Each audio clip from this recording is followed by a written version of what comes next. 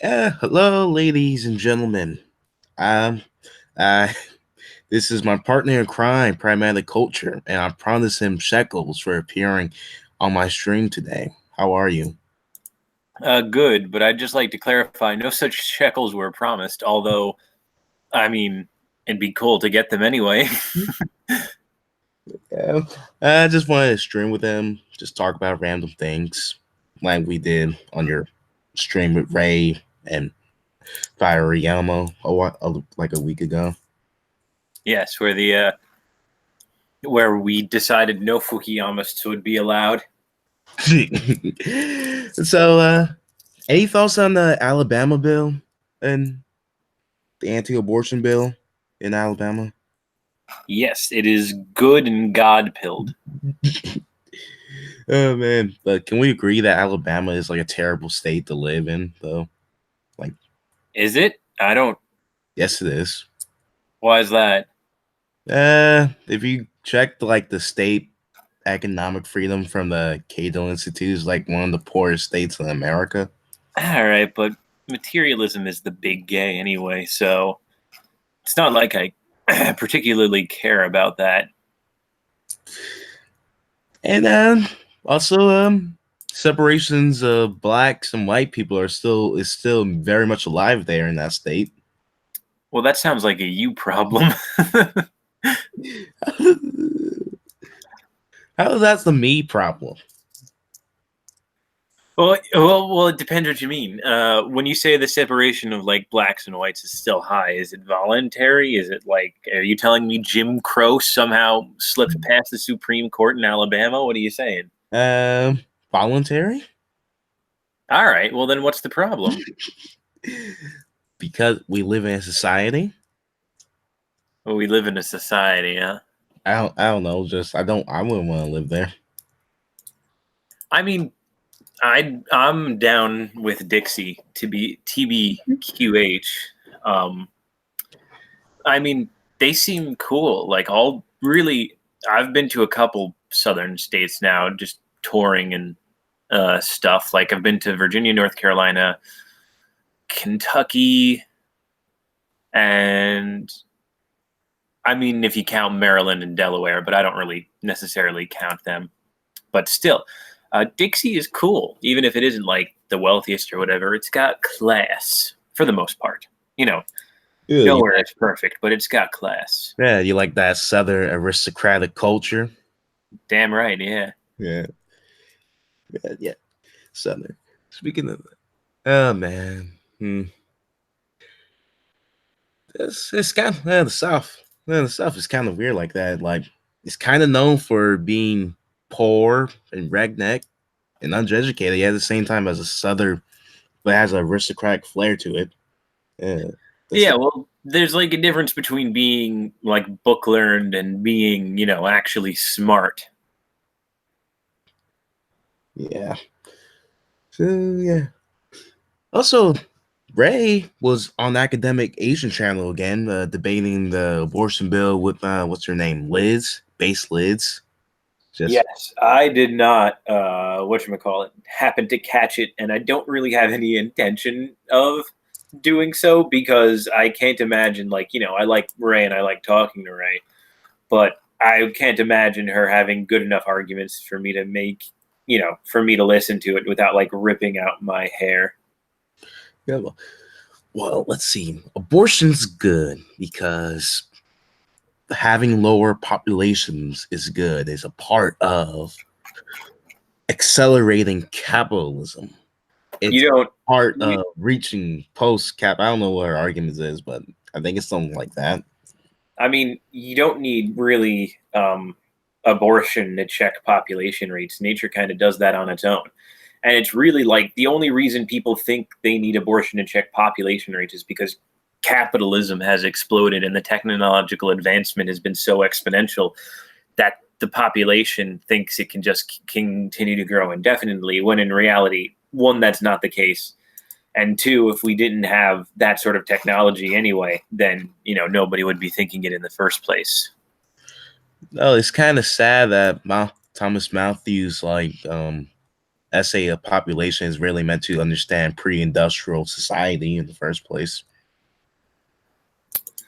Malthus is interesting because there's something to be said. Like when you read a lot about the Black Plague, it was very much seen as a good thing by a lot of historians because of what it did to the population and how it freed up certain resources and allowed for certain other things to come about because of the population decrease. So it's not like historians haven't engaged in Malthusian reasoning before, but it's sort of interesting to see them try and well, it's interesting to see some try to backtrack on that, but it's also kind of dumb to see other people disingenuously act like Malthus makes no points whatsoever, which is not true. Just like the problem, like I just think my take on Malthus is like his framework is just only useful for that state in that period of human history. But after the Industrial Revolution, which is the biggest mistake and disaster for humanity, um, it's kind of it's not. I think it's unattainable because people tend to adjust, like tend to naturally adjust their no their population, or if they're worried if they're worried about expanding space, or you just expand the city, or just simply um, they just simply tend to expand the cities or expand the living space or just simply accommodate wherever the living conditions are. Like people tend to do reasonably well within their own means. Yeah, I mean, like I said, things can oftentimes just sort themselves out if nature is allowed to progress at a reasonable pace. Like, I don't think, what we have and the reason we have something that's progressed at such an unseen rate is probably because I'd say, it's not natural. Just yeah, this abortion debate is so weird. Like, remember in the stream that Ray sort of brought up that abortion was sort of just a norm in Britain, and while America is more like a complicated place for some reason. Like, makes me wonder what other country views on abortion is. I mean, the way she puts it is that Europe has kind of settled certain fundamental issues. And I think that's true. I just think they've settled them wrongly, is the problem. And so, there's that. And I also don't think it's quite as accurate as she's been talking about because I don't think abortion has been legal in Britain for so long that if you were to ban abortion in the UK, it would be literally taking them back to the dark ages. Like that seemed like a stretch in my mind. Well, well, they have a National Health Service for a very long time, and that's became their new religion. So, Yeah, that's a sad religion. yeah, very sad. I Europe, mean, Europe, and its spiritual decline is also very sad too. it is, but I don't know. Like I'm very oftentimes, most times I'm very black pilled on Europe, but I'm not completely black pilled on it. I'm willing. There's some positive change here. Just this is why Nietzsche is sort of just important to understand what was going on in Europe, like this rapid change, this kind of spirituality, and this attempt to replace it, which is like this attempt to replace this moral horizon, and consistently failed again and again. Yep. Well, that's been mainly the largest part of the European project, and it's why it's failed. Really, it failed because the church failed, I'd say, and it's because we didn't um, subjugate England. The Spanish tried, and that was good of them to try, but it should have been France trying. It should have been uh, the remnants of the Holy Roman Empire trying. Well, they were part Protestant at that point, but really, it all we should have gotten rid of them too. Yeah, we should have handled the Prots in Germany first, and you know, then moved on to the English and whoever else. Man. But imagine having a world dominated by Germany and Catholicism. You think that'd be a much more spiritual place, like a much more healthy place? I am still suspicious of the German spirit as it is. Even if it were to be Catholic, I have my misgivings about it, shall we say. Hey, like the barbarians are pretty cool. No, they're not. They destroyed Rome. Oh, they're Catholic. The barbarians, well, they became Catholic. They weren't always Catholic. Did I say that right? Barbarians, that place in Europe, like central Germany, like Well, what exactly do you mean? uh Bavaria. No. Oh, are you saying Bavarians? Yes. I thought you were saying barbarians. No. Oh. Oh, yes. Well, I like Bavaria. I'm part Bavarian. At least I think it's either Bavaria or Austria. When we look at the maps, it's not quite clear, but I don't mind Bavaria. But yes, they are Catholic, and they're good. They're wholesome for the most part. So a Bavaria ruled Germany would be interesting, as opposed to, like, say, the Prussian ruled Germany, which is what we got. That's a path worth considering. I'd be interested in, if there were another alternate history hub sort of timeline, and it was like, what if it was Bavaria that united the German peoples? That would be, I'd be willing to, talk about that for a more extended period of time. It it's just sort of we live in an Anglo-dominated world, and everything is democratic, commercial. Everything is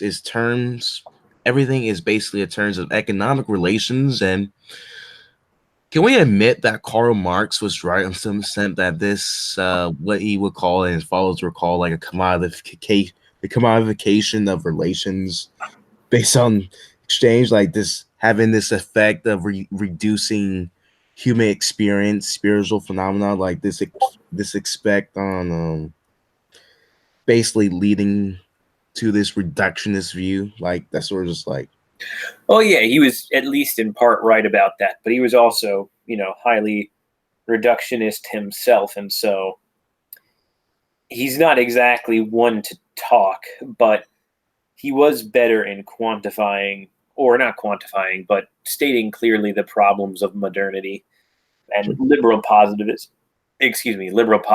in general. I think you want to read someone who kind of continues down that train of thought very nicely. I definitely recommend Gramsci, or even his ideological offspring, the folks at the Frankfurt School, specifically Horkheimer, who I don't have his book right here in front of me, but it's selected essays by Horkheimer, and it's all like it's a good introduction to critical theory, or at least the philosophical roots of it. speaking of that, have you read Yaki yet? Imperium yet? I have not read Yaki. I have read stunningly little, like, trad lit, like what you would kind of consider lit, like that Dark Enlightenment website thing, like, how to read Evola, certain types of, like, before I read Yaki, though, I would definitely read Spengler. Yeah, Yaki is more easier to read. Yeah, Hmm? yeah. Well, partly because he's American and his style is more like he's more straightforward than Spengler in many respects. But To uh, some extent. I mean, Germans don't write the clearest, that's for sure. But, I there's something I think to be said about uh, just whatchamacallit, uh, the source material. yeah. I want to bring up a point that he made in early on the imperialism, Imperium, where he sort of just somewhat attack Freudianism, Darwinism, and Marxism. Hmm. And he basically states that Marx's fundamental view of the world is capitalist, and some on the lines that capitalism is a very anti-human view of the world, Hmm. and socialism, and it's all about socialism being a ethical principle of organization. Yeah, that's no modernist system is inherently more ethical than any other modernist system. I don't go by body count per se, like the numbers people like to throw around. I Like, mean, I think he was trying to borrow.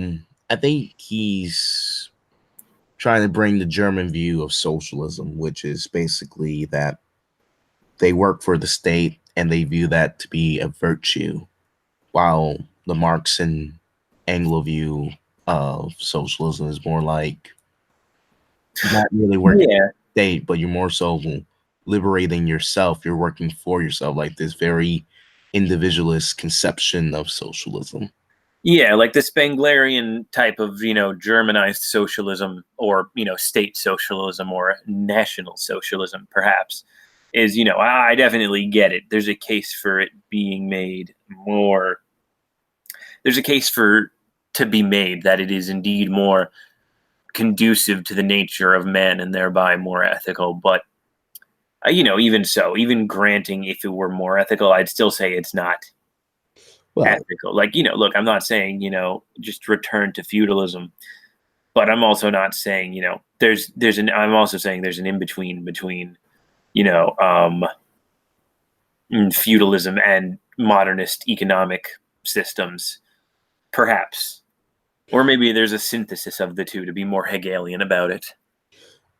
I think the point is that there we derive our purpose, our value, whether we are working for or what we're driving for, and what is viewed to be more virtuous is dependent on whether you what your views on society, economics, and other things.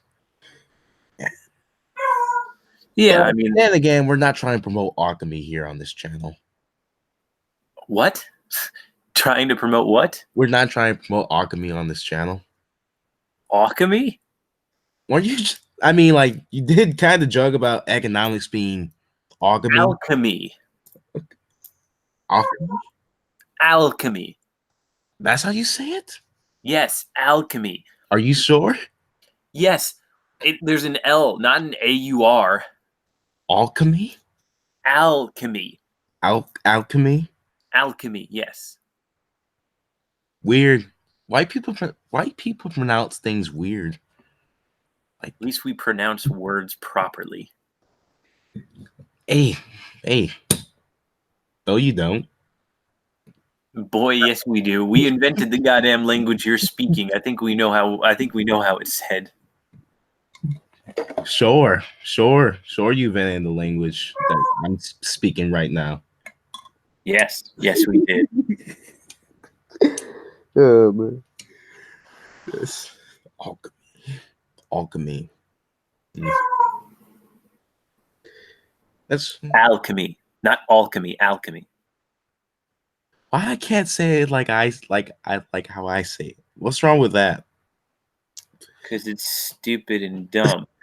It's not that it's not that stupid or dumb. It's just how I, you know, say certain words. I guess. So Um, but yes, no, we are not promoting modernist alchemy. yeah, just just actually I remember like reading the preface in the book saying that for Imperium basically saying that economics is ultimately a form of a pseudoscience and justifying very ridiculous things at the end of the day, Yeah, like that's true too, kind of. like overpopulation or sit or anarcho capitalism having fully privatized society. Yeah, yeah. You whatchamacallit. Uh what was I gonna say? You can run into a lot of that stuff. And I'd love to have a discussion about this with what's his name? The geo-libertarian George. Mm. Yeah, he's been kind of busy lately, but maybe you can set a conversation with him. Oh no, I don't need a conversation with him like, right now or anything like that. It would just be, I get into this debate with him a lot in particular just because I happen to run into him. So it'd be interesting to have the conversation sometime. Did I say I met him in real life? Hmm? Pretty chill dude. You met him in real life? Yeah, Where? and where I live, he's from North Carolina. Oh, is he? Oh, all right. And I thought he sounded English. Kind of. yeah, he sounded more neutral when I met him. I guess, yeah. So yeah, he's also really tall. He's like 6'4", Geo-libertarian giant. and I'm like 5 feet 11. Like I never felt so short in my life. Well, you and I are king of the manlets. Well, I think I'm taller than you, No, slightly. no, I'm 5'11" too. Oh, same height. Pretty Just, much, yeah. just so weird. Hey man, you ever think about leaving Twitter, like I did, or I'm trying to do, or Yeah, I would definitely consider it. and I keep getting this urge to log back in and say, why do and wondering why do I keep on coming back? This site is terrible. No, I get that. It's just it's But kind of it's kind of sad. Social media is really addicting. we all need that e-dopamine. And it's hard to get off of it. It's hard to go eat cold turkey. E-cold turkey. Yeah, it's hmm. Just what's going on. Like other than this abortion bill, which I honestly think is a red herring, where people can project their petty moralist beliefs on Twitter or on social media, saying how, oh my god, how Alabama, how white man determine choices for women, or wait, we are upholding we are upholding we are protecting the sanctity of human life, which I agree with. Like I'm totally on the pro life side, but this debate gets like real tiring real quickly, like after a while, and No, it's fair enough. you realize, wow, these people are not going anywhere. They're like, like I'm more interested about exploring um the deeper, more esoteric aspects of left wing and right wing politics. I just bought a book called The Politics of Individualism, which was recommended to me by a anarchist friend of mine. And it seemed like the left likes to take a deep dive into existentialism as the basis of their worldview, as the basis of their politics. That No, I think it depends what you mean by existentialism, because not all existentialism is equal. You know, um, it's it's like what you call it. think of like the French existentialists, like Jean Paul Sartre. Sartre, yeah. Well, yeah. There's like his Sartre, which is like gay and dumb, and then there's like Kierkegaard's existentialism, which is kind of gay and dumb too, but at least better. And I've even heard of Thomist existentialism, but I'm not sure of the legitimacy of it. And so, but I can kind of see it, like as sort of a piggybacking off of Kierkegaard's existentialism to some extent. But either way, I think existentialism is overrated because I think there's a knowableness to the universe that uh, you know we all sort of inherently have, and more people are intent on denying it than accepting it, which leads them to, like the craziness we have today. And so I think there's a certain there's good reason to reject existentialism. Yeah, what about Camus? He was not exactly as existentialist. It was more like, Well, he was an atheist too, so he's also automatically wrong. well, he kind of attacked Marx. He also attacked Nietzsche. He also attacks what's his name? I think he also criticized the Sade. Desada. Yeah, it's the Sada.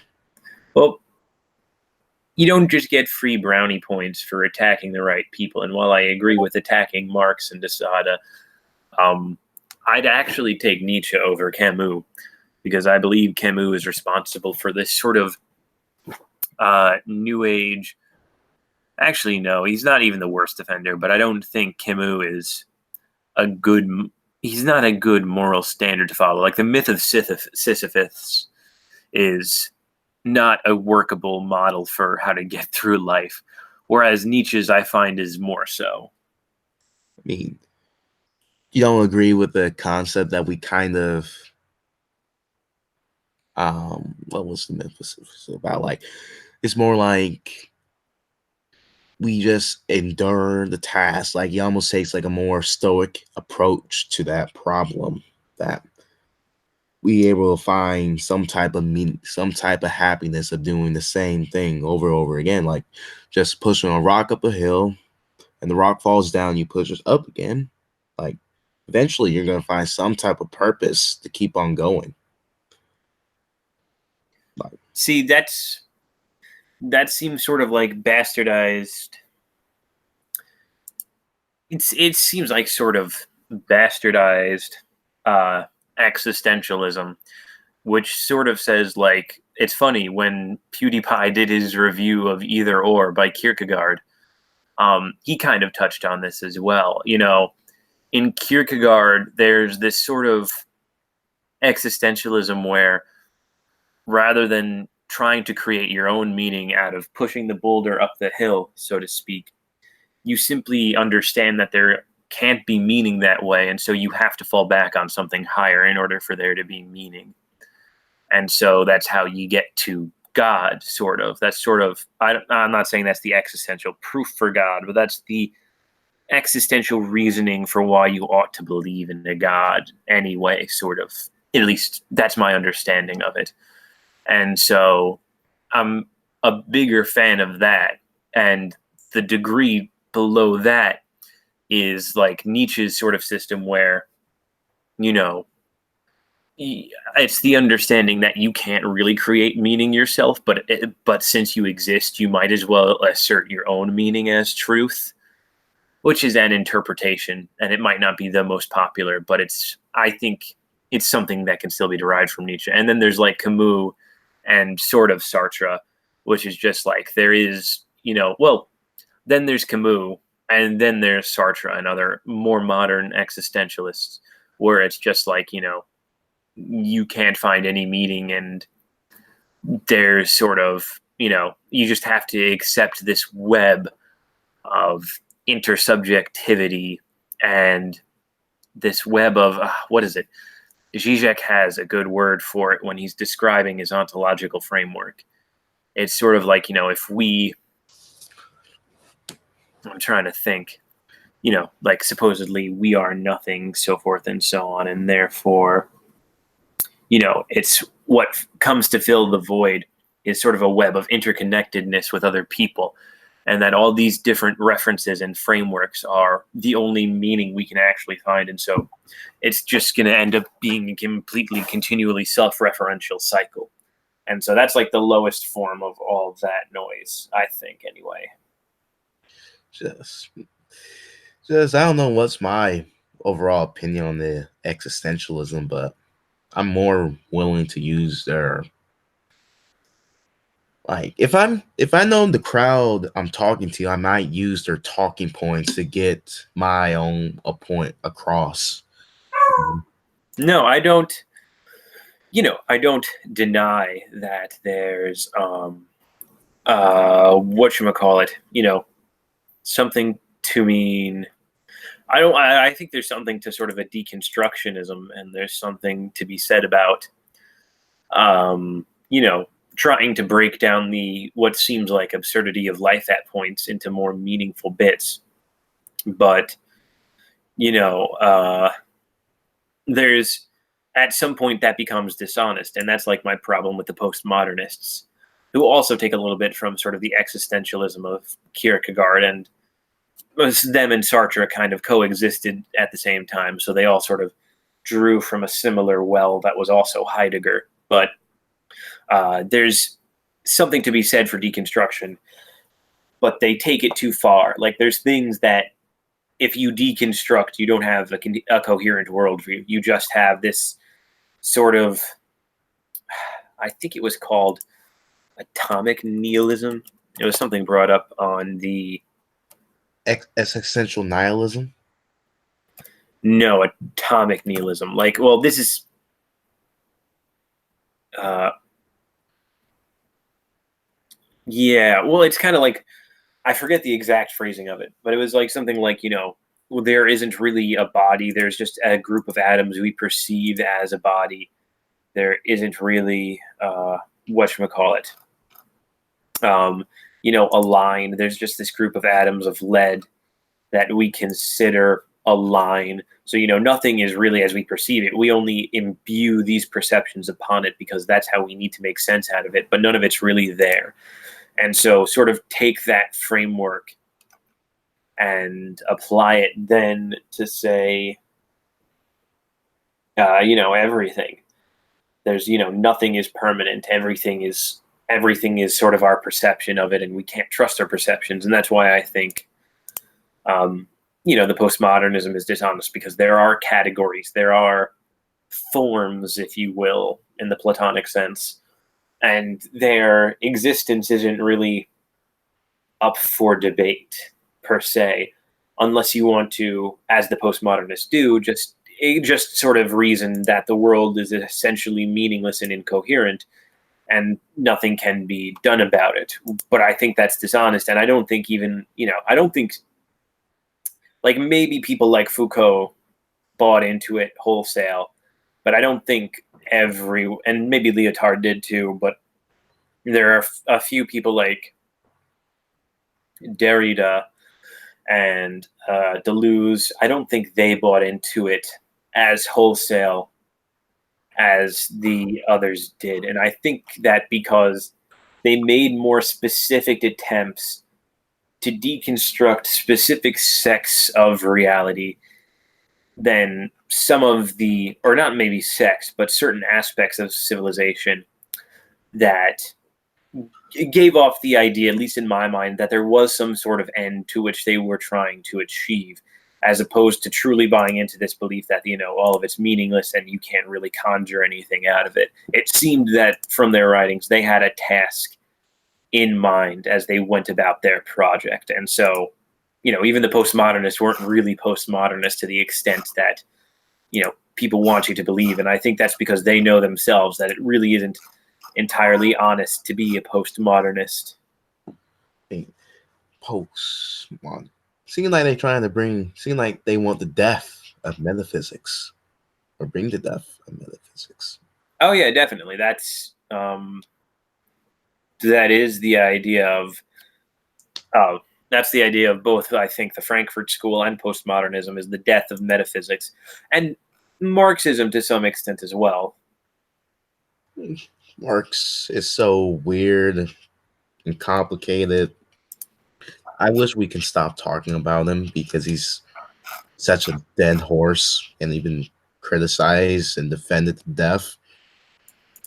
I think it's worth talking about him only in as much as he made good points that we ought to acknowledge, so that we don't sort of throw the baby out with the bathwater to some extent. Like, if I just look at Marx, he's just, yay, a dead German guy who's an Anglo. Like, LARPing Anglo analytic philosopher. Yes. He is a kind of analytic philosopher. See, I don't know how much I buy into the divide between analytic and continental and all that. I think, well, Roden once said on Twitter that Marx was like a culmination of Anglo economics, French political theory, and German continental philosophy all roll into one person.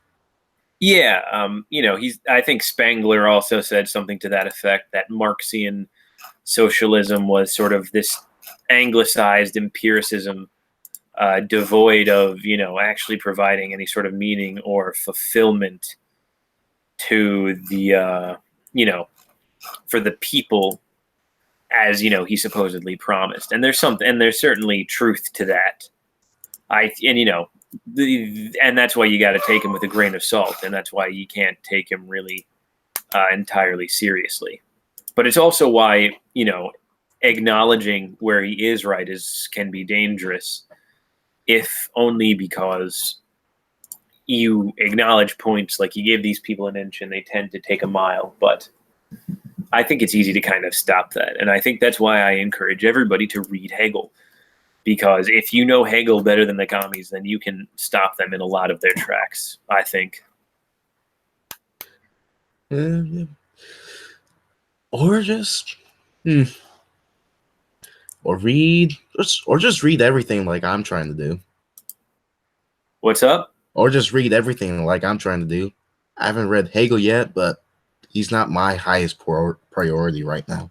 Well, it seems like you've been reading some real gay shit, so I don't know how I feel about that. Name one thing. Come on, name one. Anything by Fukuyama. He's not that bad. You might like his more Hegelian aspects to him. No, because the liberal end of history and liberal determinism is completely separate from the sort of idealist determinism and, dialectical nature of the spirit that is Hegelianism. And so But he liberal positivism tries to sort of ride on the coattails of Hegelian determinism, but like Marxism, it has no justification. Like that's one of the most brain dead things like people try to do is they try to say that whatchamacallit, that there's some sort of justification for making the dialectical materialist, but that makes no sense because if you understand why Hegel had the dialectic wasn't inherently a part of his metaphysic. Like it wasn't just something that's sort of axiomatic, like it kind of is in Marxism. It's it's there because there's something driving the dialectic, which is spirit itself, Geiste. It's the idea that spirit, in order to know itself, needs to be otherized and then refamiliarized. It needs to be both the thesis and the antithesis in order to be synthesized and to fully know itself as a whole. Whereas if you try to convert that into the uh, Marxist metaphysic of vulgar materialism, it's sort of just like, oh, well, history works in, this dialectical way. And you ask the question, why? And he says material conditions, but that doesn't really make sense because how is material driving this process? Like, is material trying to get to know itself? Is material demanding recognition? Like, how does it do that? How does matter demand recognition of matter? It makes no sense. And if it's just matter demanding recognition of matter, why should it matter? Like the implicit assumption within Hegel's metaphysic is that it's spirit knowing spirit, and that we're all a part of it. Hence, this idea that we ought to come to a rational society in order to fully know each other, because we're really all the same. Essentially, that's like Hegel's monism as well. But if we're all just matter interacting with other matter, you could make the case that we're the same, but what does that imply? Like there's a neat ethical conclusion to we are spirit trying to get back to spirit, therefore we shouldn't be dicks to each other, as opposed to we are matter trying to return to matter. therefore we shouldn't be dicks to each other. Like that latter one doesn't quite flow as well as Hegel's does. And that's really the difference between the Marxist and to some extent, the liberal system and, Hegel's system. Like, that's why if I had to rank metaphysical worldviews, it goes hylomorphism, which is the correct worldview, which is the metaphysical worldview endorsed by Aristotle and Thomas Aquinas and those guys. Then I would say idealism, because so long as you have spirit, you still have the means to sort of, disregard the modernist problem of the is-ought gap and come up with a coherent ethical system. And then on the bottom, there's materialism, where I've yet to see a compelling case on how you can build a cohesive ethical system around it. Just with with Francis Fukuyama and the end of history and the last man, like I'm more so attracted to the last man aspect, where since he sort of concluded that liberal democracy will not exactly struggle in a I want to say, like, like he knew, he sort of accounted for that geopolitics will still play a role that still forms the challenges to liberal democracy, but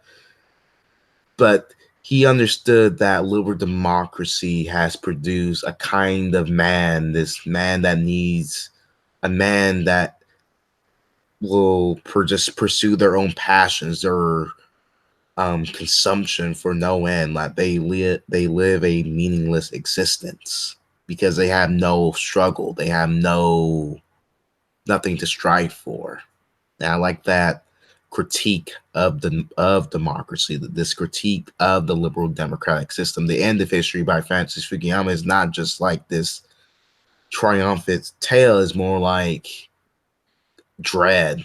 It's more like it's the end times, and the end times are not supposed to be happy. It's filled with dread and sadness that Well, that um this that sounds contradictory, because, like, if it's, is he saying liberal democracy is the end of history or not here? he's saying that, to use more modern phrasing, that he's saying that liberal democracy is probably the final evolution of human governments. So is he then saying that liberal democracy is shit and that because it's going to be the end times, it's inherently bad? Or is he saying that our perception that the end times are going to be bad will make liberal democracy bad? He's saying that liberal democracy will produce a sense of meaningless, its own self-defeat, that it's almost like a defeatist out and more of a defeatist outlook of the end of history than just being like this triumph. So he's saying liberal democracy creates nihilism. Yeah, you could say that. All right, well, that sounds, if your system creates nihilism, it sounds pretty shitty, and it sounds like it creates nihilism for a reason. So, yeah, it seems like, perhaps maybe it is the end of history, but it probably isn't. It sounds like he's saying that we have to, just sort of rescend into nihilism as the end of history, because this is the end of history because he says so, kind of. It's like, well, one, it doesn't have to be. Two, if it produces nihilism and it produces all these horrible results because it produces nihilism, then maybe it's not really the end of history and maybe we should change this. It seems like he's sort of setting up a case to undermine his own position. It's more so that he wrote extremely deadly implications, and since then he wants to move away from that. That he didn't really like the implications what he wrote back in 1992. That's why you see things like he's saying he was wrong, but I think he's just moving away that hard position he had over like 2 decades ago. Just, just I it's guess it seems like at the end of the day, it still seems like liberal triumphalism. And even if he's admitting that it kind of sucks and, it can't really continue, although and like that we just have to accept it's going to continue. It still seems like he's being disingenuous there. It seems like he arrived at the conclusion that liberal democracy will be the end of history because there's no other options, and then he spent the whole book trying to justify that conclusion. It seems like he went about it the wrong way. Well, you actually read The End of History and The Last Man? I haven't read any of The Last Man. I've read some of The End of History. Well, is that I mean that's the whole title, like The End of History and The Last Man. Like that's the whole thing. It's kind of like what? Like that's I just said the whole title. That's the whole thing. The last it's the same book. That's what I'm saying. Yeah, no, I understand. I understand that, you know, as authors write, usually it's the later books that are the culmination of like their writing. But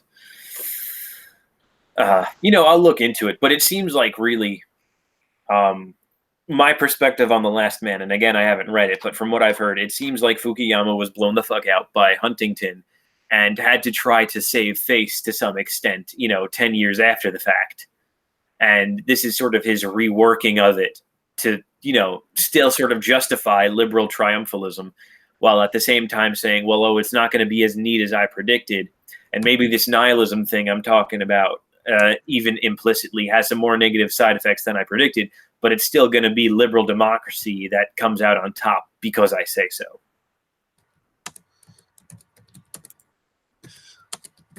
Also, I would just like to let people know that Pro Jared, genius that he is, has sent out another tweet regarding. Oh, you're saying The End of History and The Last Man are the same book? Okay. Yeah. Well, if they're the same book, then they sound equally stupid. Dan, you're not gonna give him. You're not gonna give him the inch, are you? No, I'm not, because it's just, again, you know, liberals want to deny determinism. They want to deny and you know, a historical progression. They want to try, or they want to have their historical progression while saying everybody else's is dumb and stupid. They want to have you know, this great philosophical rigor as saying all of human history was leading up to this, while denying how much of their worldview is a complete aberration and a rejection of all of the history that came before it. You know, they keep on acting like they want to act like they're the exception to the rule of, you know, philosophy and history and things like that. And, you know, whatchamacallit, screw them. I'm not going to let them get away with it. And Fukuyama is the perfect example. Also, I'm going to, that is the Pro Jared tweet if you want to screen share it. Okay, it's nice. I was reading it as we were talking, but it's Who's Pro Jared? he's a video game YouTuber who was like involved in Normal Boots, which was like a big gaming collective. It was kind of like whatchamacallit. It's kind of like, think about, you remember Machinima? No. No? Were you, how long have you been like actually, like, not just on have a YouTube channel, but like how long have you been on YouTube, Volt? When YouTube became a thing? I think it officially became a thing in like 2007, but didn't like get sort of big until 2008, 2009. Around that time period. Wait, wasn't that video game company? Like, didn't they make videos like just showing clips of video games that was popular at the time? Yeah, that was Machinima, and Normal Boots was kind of like a Machinima type thing, but instead of doing like sort of skits and video game reviews, they did longer form reviews.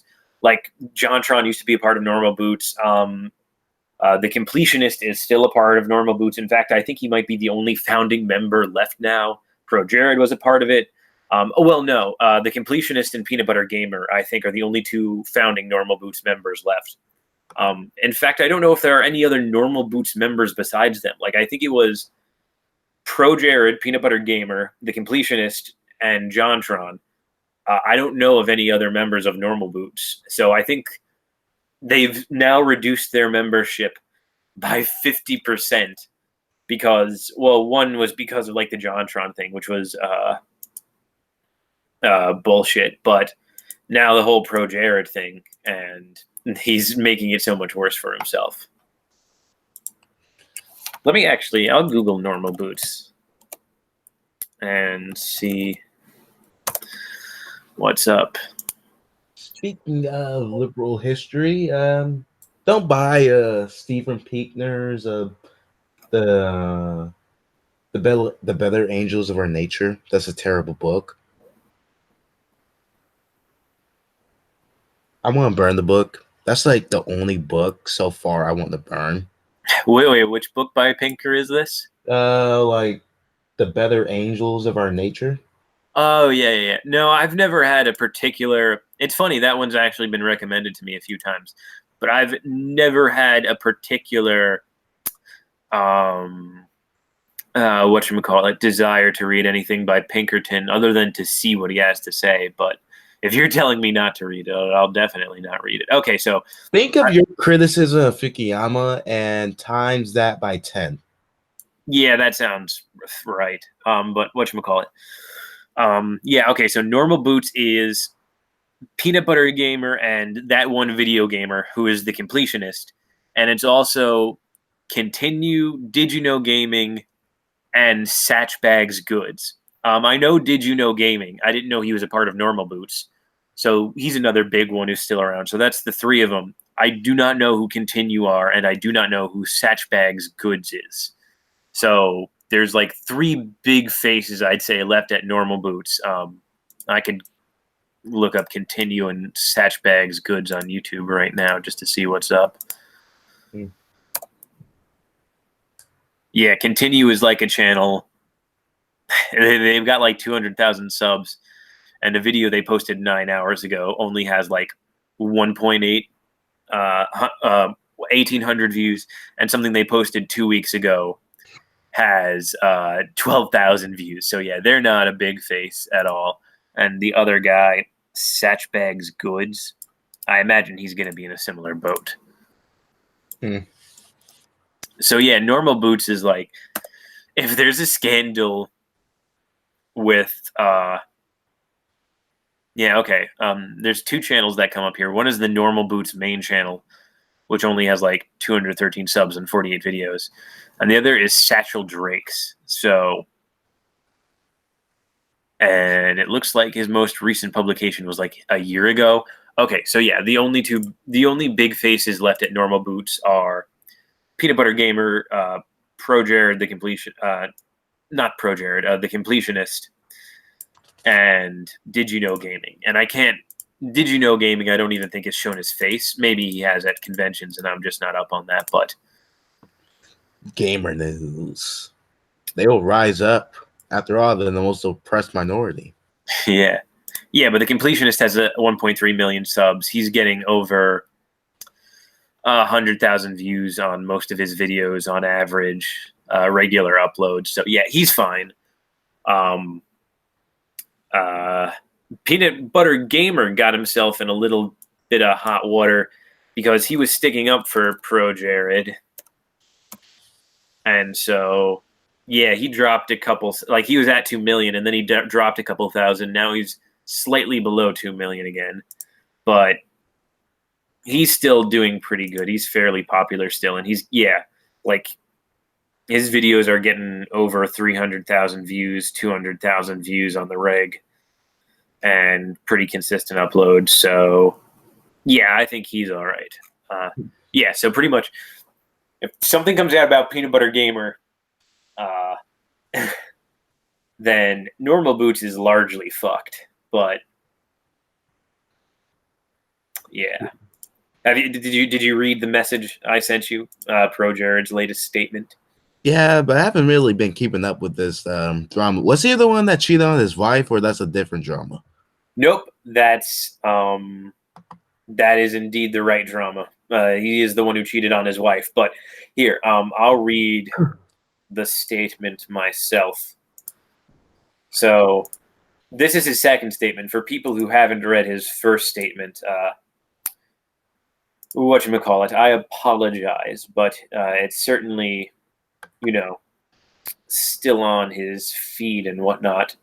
But I'll read it real quick just because I find it funny. So, you know what? I won't even read it verbatim. I'll summarize. Blah blah blah. I didn't want these accusations to come out. I'm sorry you've seen photos of me naked. Yada yada. Um, I didn't want this to become public for Heidi or me. Meanwhile, he's the one who tweeted about it. So yeah, you really wanted to keep that under wraps, didn't you? Accusations, and so what he accuses Heidi, the wife he cheated on, of asking for the polyamorous marriage and being with other guys and things like that before him, and that it hurt the marriage. And so Heidi suggested he, be with other women and things like that. And so when he finally hooked up with Holly, who was Commander Holly, who was formerly Ross of Game Grumps' wife, um, supposedly she encouraged him to do that. And then when he actually did it, she turned on him and started being more vicious and mean, and that she thought, and she accused him of having an affair, even though supposedly he's saying she was doing the same things. And then it changed, yada, yada, yada. Supposedly, he says there are others who have witnessed Heidi's behavior towards him on many occasions and have begged me to leave for some time. Funny how none of those people came out at the initial, behest of this whole drama. Like, they could have easily exonerated him, but nobody did. Except Peanut Butter Gamer tried to defend him, but not by saying Heidi's lying and, oh no, she's the real bitch. Peanut Butter Gamer just tried to defend Pro Jared's actions, so that should tell you something. He was never the abuser, according to him. He made several attempts to leave, but she didn't let it happen, which I don't know how when he was the one earning the money. So it seems, and like apparently, if he's claiming that if he left her, she would destroy his career, which is interesting. So But basically, he said she stuff, she said kind of stuff. well, no, Heidi's story is far more credible because there are teenagers who have come out and said that they sent Pro Jared sent them nudes while they were underage. And the nudes sort of prove Heidi's story that he was engaged in a whole bunch of degenerate behavior that had nothing to do with like being polyamorous and engaging in sex. Like he was sending people nudes. Like that's not being polyamorous. That's just being gross. And that's a crime.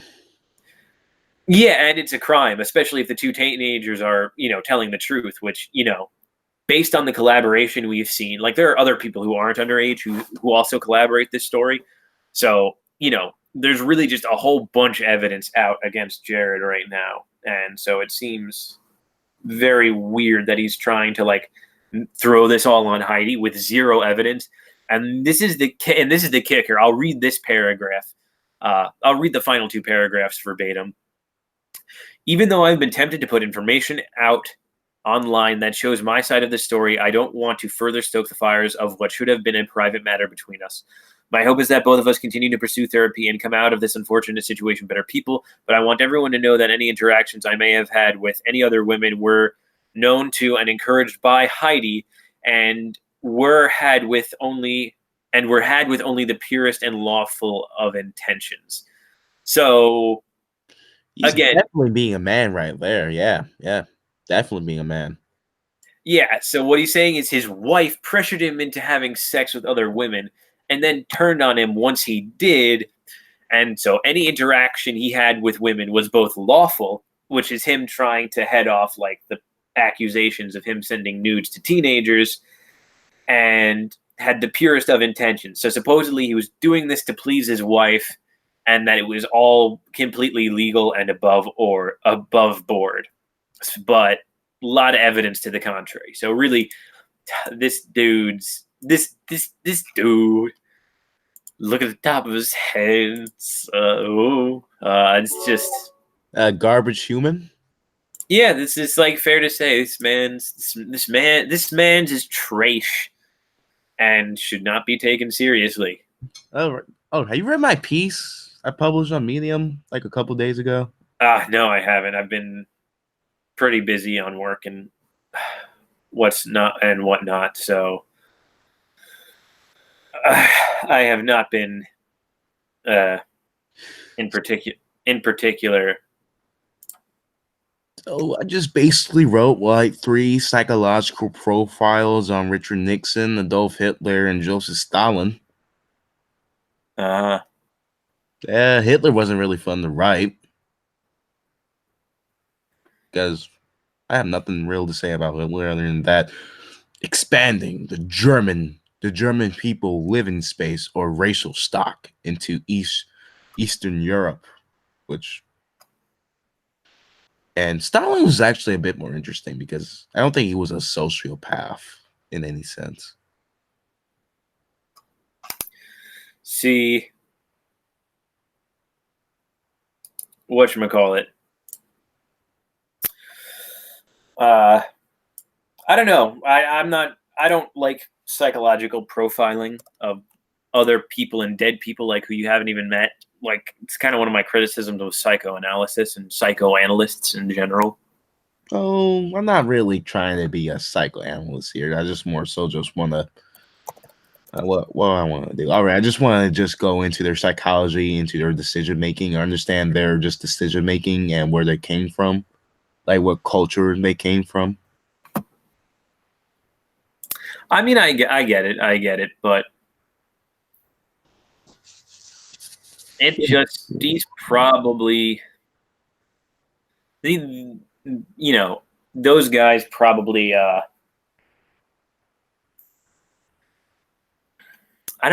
don't know what I'm trying to say here other than that like yeah you can take a little bit from their decision making process, but I think there's only so far it can go. I mean, Stalin was an ideological Marxist, so there you go. That's all you didn't know. Hitler was, I don't know how to describe Hitler. A romantic demagogue would dream of pan-Germanism, Like and Nixon was actually a pretty reasonable human being for the yeah, most Nixon was cool. We give him a lot of shit, but he doesn't really deserve any of it. his foreign policy was good. Some of his domestic policies disagreeable, but it was with he's like a reasonable person. Like very, I'll have a conversation with him someday if he was alive. Yeah, he was a pretty stock standard kind of guy. Yes, just I think he would have been seen as a mediocre to average American president, but he did a lot of great things, like interesting things. Like I like his foreign policy. I like detente at the time, which is successful. Yeah.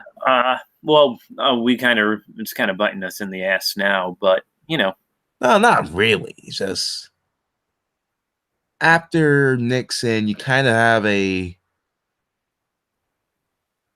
see an undoing of the progression. You see the undoing of progress that Nixon made during his time in office. Like you have Carter who wanted, you have Carter who basically introduced the more humanitarian aspect of U.S. foreign policy, and he did want to pursue detente, but he didn't know the complexity of geopolitics. He didn't understand the balance of powers dynamics, unlike Nixon and Kissinger. yeah, there's something to be said about the ignorance of Nixon's predecessors, but at the same time, I think look, we can when push comes to shove, we can still grind China's economy into a fine powder should we want to, and I think Trump is finally getting to that. But I also think that it wasn't a good idea to give him that much leeway over us in the first place. Since just like with the reapproach of China, like having them on kind of our side at the end, like did hasten the end of the Cold War, like forming this anti-Soviet coalition with the five industrial powers of the world at the time. Like, just I've been reading a lot to the theories of containment, like people like Kennan, Dean Axon. Just what they wanted to do was secure Japan, Europe, India, and basically all the regions that had considerable industrial might, just to form this anti-Soviet coalition, just to counter Soviet expansionism. And I'd say for the most part, it was successful. Like in the grand scheme of things. It went far, but as who's it, Peter Zion, who I like, points out a lot. The anti-Soviet coalition no longer benefits us because there's no more Soviet Union, and so we don't need to keep throwing money at these people. So it's time to stop. And you know, Peter Zion is sort of he's not really a determinist. I don't know much of his philosophical underlyings, but he has said that the old anti-Soviet allyship would collapse eventually and would lead to uh whatchamacallit. It would lead to a world in which everybody else fell into chaos except the United States and a select other few countries, which he outlines in one of his books. But Well, actually, that sounds pretty accurate. He's right. yeah, no, Peter Zion is very smart. That's some reading you should do. You should read The Accidental Power and The Absent Superpower Volt. That's what you should read next. Okay. Well, let's see. I own like 5 books by Henry Kissinger, so I probably need to diversify anyway. In his books, Well, let me put that in perspective for you. You own 5 books by Henry Kissinger. I own one, two, three, like 4 books by Hegel, and then another. Well, hold on, 1, 2, 3, 4, and like another 6 about Hegel. So now, granted, I don't think that means I need to diversify because I have a lot of other books, but certainly I think I have more of an obsession with Hegel than you do with Kissinger. So I don't think you need to worry too much. I'm just more so worried about that. Just I'm kind of self conscious when I talk to these left wing people, and I kind of just want to bring him up. But he's also one of the most hated people in in the modern world right now, so I can't. Who is? Kissinger, Yeah, and he's kind of right. And who I mean, people are kind of right to hate him, but he, for what for? What did he do exactly wrong? Like he made mistakes like everyone else, but doesn't really deserve the type of hate he gets right now. I mean, maybe, maybe not. Look, I'm like not opposed to like good real politic, but I don't think good real politic has been practiced in like maybe a millennia. Well, realpolitik. It's more like think of it as real politics is always going to be the reality of international relations. Just it depends on whoever's in charge of their government and what language they use to justify it. Like for example, Barack Obama did not want to use great power language when they released these national security reports. They just used that China is being a belligerent power or something like that than China being a competitor or a great power rival. They just want to use like this is like how do I say this? that China is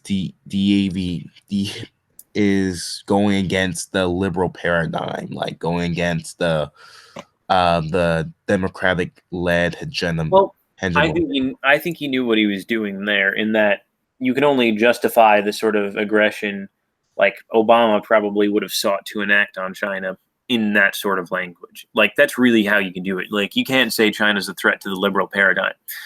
Nobody's gonna get it, and nobody probably would even care if they did get it.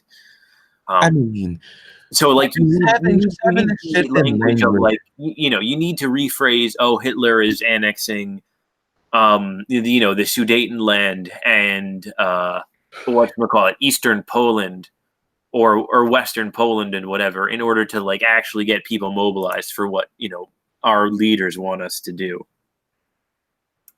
Just with Nixon and Kissinger, when they do these memoranda type of things, like their own national security report, their language is like purely in terms of realpolitik. Like at some point he said that in a memorandum how to deal with China was like America has no permanent enemies. That we should reapproach China. That this was like it was almost like a business like mentality than a idealistic type of mentality that Barack Obama had during his time in office. Well, like yeah, but like Kissinger is kind of a policy wonk. That's another reason why people hate him. Like you could say like he practiced realpolitik, but now he sort of advocates for this sort of abstracted foreign policy. Like, you can't deal with China in the sense, or you can present the situation with China to the people of the United States in the sense of, look, we're maintaining a global world order here. And in order to do that, we need to deal with them. You need to do it in the way Obama was doing it, which is they're a belligerent militant force, or in the way Trump's doing it, which is, they're economically harming us. And to some extent, Trump's been carrying out Kissinger's goals better than Kissinger could have possibly hoped, I'd think. I mean, with Kissinger goes, like he's in favor of China, and to some extent, that he's in favor that China should be an ally to the West, that they should be, like a responsible stakeholder. He's totally aboard on that, but I don't know what his position now. Like, I don't know what his opinion on Trump's policies towards China, but I think on some, knowing his mentality, I think he understands what Trump is doing at the end of the day. He may disagrees, but he understands that something needs to be addressed with China's dirty practices, economically, militarily, and world and globally too. Yeah, But I mean, I think if Kissinger really thinks that China can be invited into the liberal hegemony easily, like, or at all, I think he's dreaming. Like, again, I think this speaks to a kind of liberal triumphalism where they think, the world can be liberalized, like it can't. And China's the perfect example. Like even Japan's kind of the perfect example. Like liberalism has actually absolutely destroyed them as a country. just it's more like he understands that liberalism won't really work in Asia, but he sort of just wants China to be part of the supposed community of nations. Like they play the uphold in the balance of power, the global equilibrium. That I can't say that word thing. Hmm. I wish I could talk. I really wish I could talk. Mm. Global equilibrium, that thing in his own terminology. Hmm. Yeah. He's not exactly a policy wonk either. He's more like he's really philosophical when you read his memoirs and his books. Like I kind of like his you know that Kissinger is a Kantian idealist, right? Hmm? You know he's an idealist, right? Like a Kantian idealist, Who is? Kissinger. That's weird and kind of dumb for him. Well, It's not exactly. Well, do you find it interesting though? I don't know. I don't find Kant interesting either. So I mean, like, it's to explain it. Like, he's a I think he's a philosophical idealist because every time, if you read his memoirs, he kind of just takes jabs at materialism. Like he takes jabs at Marxian materialism. He takes jabs at even some of liberal materialism to a lesser degree. yeah. Well, Like, I don't know. It sounds like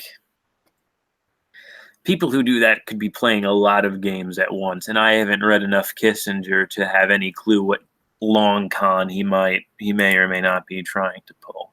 let's see.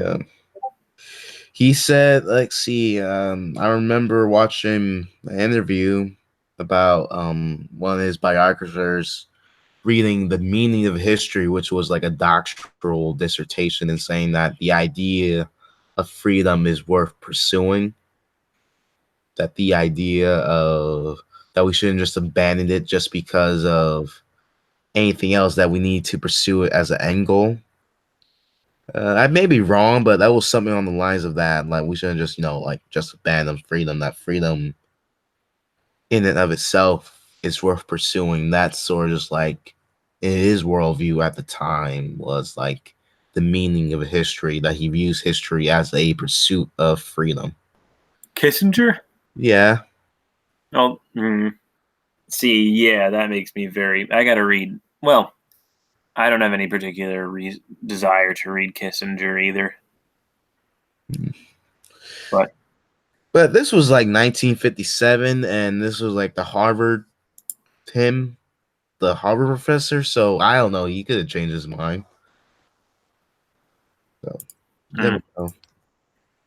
right, uh, I think I gotta head off now because I gotta get up tomorrow for work. Good night. Thanks for coming on with me. Not a problem. Have a good one.